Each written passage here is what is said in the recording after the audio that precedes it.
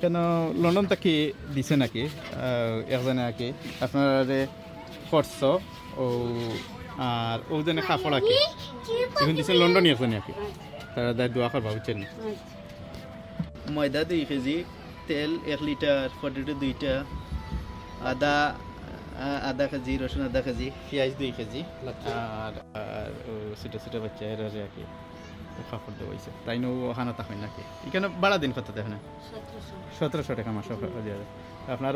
জিওর খরচ উঠছ সহ দিচ্ছেন তাই ফাটাইছেন তেল আছে ময়দা আছে লচ্ছি আছে সব আছে